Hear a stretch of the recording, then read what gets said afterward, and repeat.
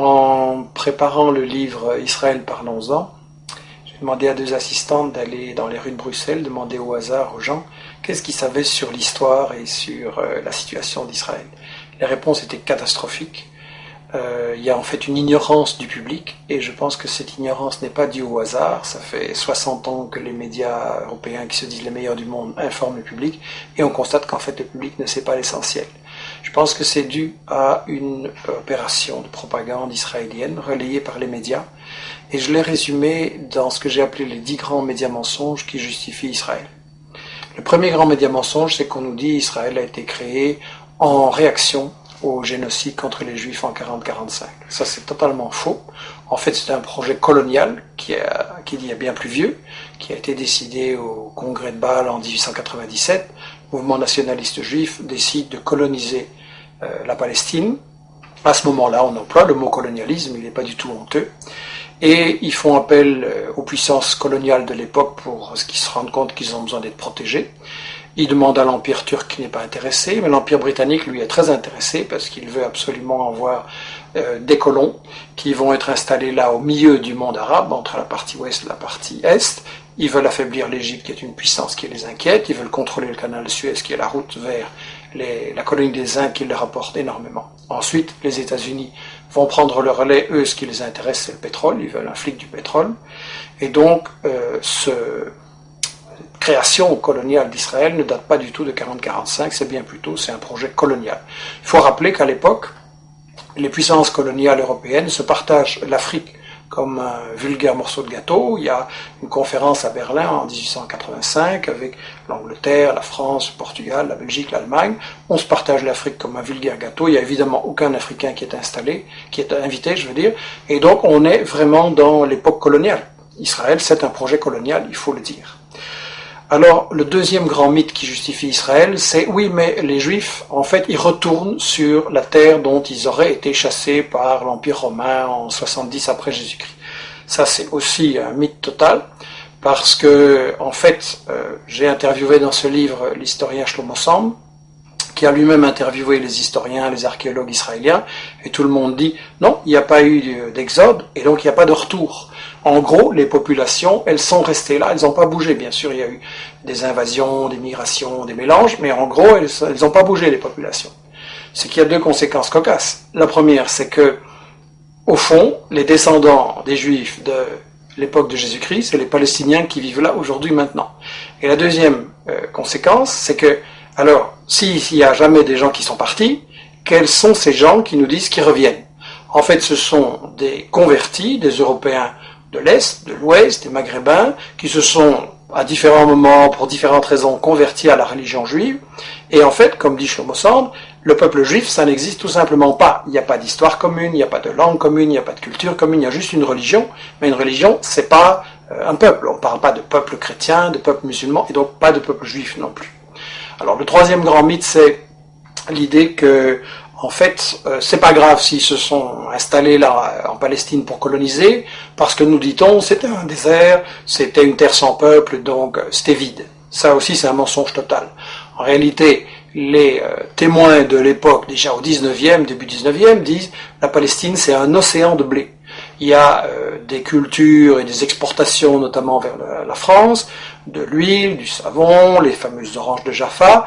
Et d'ailleurs, quand les colons britanniques et puis les colons juifs vont vouloir s'installer en Palestine à partir de 1920, les paysans palestiniens refusent de céder leurs terres, et donc il y a des révoltes, il y a des grèves générales, il y a des manifestations avec de nombreux morts, il va même y avoir une guérilla en Palestine, donc c'était tout sauf un désert, et tout ça n'a été brisé que par une répression très très féroce de l'occupant britannique et des sionistes ensuite. Alors on nous dit, oui c'est vrai, il y avait des Palestiniens, mais enfin ils sont partis d'eux-mêmes. Ça aussi c'est faux. J'ai cru ça moi longtemps, et tout le monde a cru ça, et ça a été la grande version officielle d'Israël, jusqu'à ce qu'on a appelé les nouveaux historiens israéliens, Benny Morris qui est interviewé dans les livres, Papé et d'autres disent non, les Palestiniens ont été chassés par la violence, par la terreur, par toute une opération systématique pour les expulser en fait du pays, pour vider la terre de ses habitants. Donc ça c'est encore un mythe absolu, et ça c'est pour, disons, la partie historique. l'histoire d'Israël, tout ce qu'on nous cache, qui est très très important à comprendre. Et ensuite, ce qu'on nous dit sur la période actuelle, c'est que de toute façon, Israël, c'est la seule démocratie au Moyen-Orient et que donc il faut la défendre, c'est un État de droit. Premièrement, c'est pas un État de droit, c'est le seul État au monde où la Constitution ne fixe pas les limites du territoire. Dans tous les pays du monde, il y a une Constitution qui dit le territoire il commence là, il s'arrête là, et ça c'est notre pays. Israël non, parce qu'Israël c'est justement un projet d'expansion qui n'a pas de limite, et il y a donc une Constitution en plus totalement raciste qui dit que Israël c'est l'État des Juifs. Ce qui veut dire que les autres sont des sous-citoyens, des sous-hommes, et donc c'est la négation même de la démocratie, une constitution pareille. Donc Israël n'est absolument pas une démocratie, et je voudrais dire que en fait, Israël c'est le colonialisme, c'est le vol de la terre, c'est le nettoyage d'une population, ça ne peut pas être considéré comme une démocratie. Alors bien sûr on me dira, il y a un parlement, il y a des médias, il y a des profs d'UNIF qui critiquent, etc. C'est vrai, mais étant donné que c'est un État qui est basé sur le vol de la terre, ça veut dire qu'en fait c'est une démocratie entre les voleurs pour savoir comment ils vont continuer à voler. Et ça n'est pas une démocratie, c'est du colonialisme, c'est toujours de la dictature.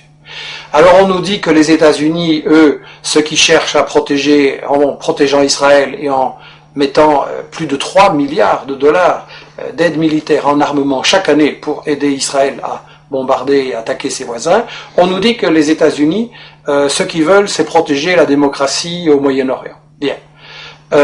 Si les États-Unis étaient pour la démocratie, ça se saurait parce que c'est eux qui ont mis en place et qui protègent les dictatures épouvantables de l'Arabie Saoudite, du Koweït, le tyran Moubarak avec du sang sur les mains. Donc en fait, ils ont installé tout ça. Et eux, ce qui intéresse les États-Unis dans Israël, c'est pas du tout la démocratie, c'est en fait le flic du pétrole. Et ça, dans le livre, Chomsky, Samir Amin l'explique très bien, et d'autres, les États-Unis veulent absolument contrôler le pétrole, donc le Moyen-Orient. Ils veulent briser tout État qui pourrait résister à ce projet et qui n'accepterait pas de donner son pétrole pour rien. On l'a vu avec les guerres d'Irak, on l'a vu avec d'autres agressions.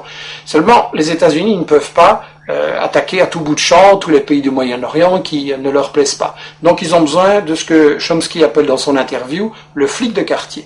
Israël, c'est ça, le flic de quartier. Dans le temps, les États-Unis avaient le Shah d'Iran, une dictature épouvantable qu'ils avaient imposée en renversant le premier ministre élu, Mossadegh, en 1953, et donc ils ont installé une dictature épouvantable. Mais ils ont perdu l'Iran, et donc maintenant, il ne leur reste pratiquement qu'Israël, et c'est pour ça que les États-Unis protègent Israël, alors que celui-ci viole le droit international, viole les conventions de l'ONU, viole l'égalité entre les êtres humains. Donc c'est clair, ça doit être clair, c'est une guerre économique ce qui est mené là par les États-Unis. Alors l'Europe, elle se prétend plus neutre, elle prétend qu'elle est à la recherche d'une solution entre les Israéliens et les Palestiniens. C'est absolument faux. Solana, qui était le ministre des Affaires étrangères de l'Europe, a déclaré il n'y a pas longtemps à Israël, vous êtes en fait le 28e État membre de l'Union européenne. C'est l'industrie européenne de l'armement qui finance et collabore avec l'industrie israélienne de bombardement, de l'armement, pardon. On a des gens comme Lagardère en France et Dassault qui sont tout proches de Sarkozy et qui collaborent avec l'industrie de l'armement israélienne. Et en plus, lorsque les Palestiniens ont élu leur gouvernement, l'Union européenne a refusé de le reconnaître. Elle a clairement donné le feu vert à Israël pour bombarder Gaza. Et donc là, ça doit être très clair que quand Netanyahou, Barak, Olmert et tous ces gens-là bombardent les Palestiniens, c'est Sarkozy, c'est Merkel et c'est les gouvernements européens en même temps qui bombardent. Ça, c'est quelque chose qu'on doit dire clairement à notre opinion. Alors, quand vous dites ce genre de choses, quand vous racontez la véritable histoire de la Palestine et d'Israël, quand vous montrez les intérêts scandaleux des États-Unis et de l'Europe, alors tout de suite, évidemment, on essaye de vous fermer la bouche en disant que vous êtes un antisémite. Enfin bon, disons un raciste anti-juif. Il y a une chose qui doit être très claire.